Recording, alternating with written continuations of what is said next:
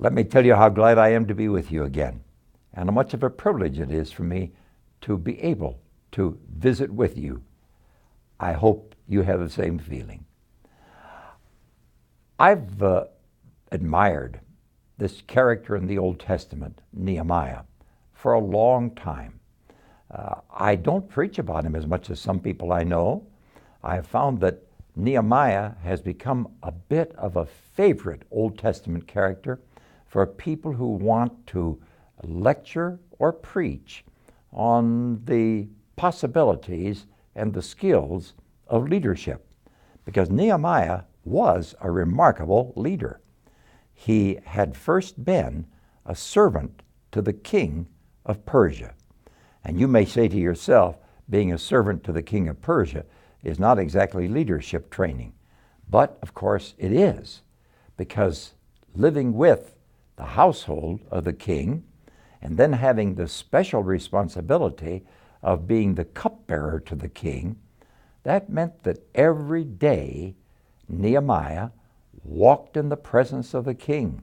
He saw how government ran. He observed and he learned from it. One day he came into the presence of the king and he was sad. And the king said to him a significant thing, "What's wrong? I have never seen you sad."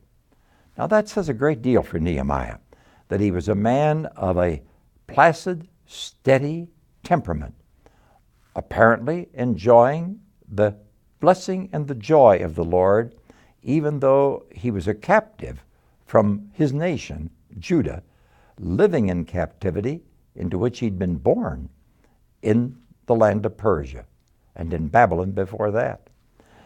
But he kept his cool. He kept his upbeat. And so the king noticed it when he was sad and said, "I've never seen you sad before." That's a good thing to remember. If people can be able to say of us, "I rarely see you downcast," that may speak well. If on the other hand we're so up and down that they never know what to expect of us, well, that's something else again. But Nehemiah had good religion. He kept himself in an upbeat mood in his presentations daily in the presence of the king. But now he was sad. Sad because he had heard that his nation was being rebuilt back there in Judah and Jerusalem, and that no progress was being made. That indeed the walls were as broken down in that city as they ever had been. And it made him sad. Well, the king sent him back to help rebuild the walls. And the book of Nehemiah then is primarily about what happened as he went back to rebuild the walls. Now, what I want to tell you about Nehemiah that I like is not simply that he was a good leader, and he was that. Not only that he could have the endorsement of the king under whom he had served. I honor him for that. But I like him because he's so human. Nehemiah is a remarkable man. He has to deal with all kinds of difficult circumstances, but he keeps on being this stable, sound ruler. Now, here's what especially strikes me on the positive side and on the very human side. On the positive side, they made him the governor of Judah for 12 years, while the country and especially the city of Jerusalem were being rebuilt.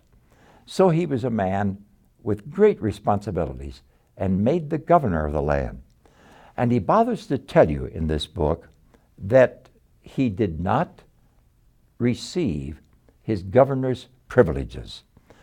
He says it this way, "Even the servants lorded it over the people, but I did not do so because of the fear of God."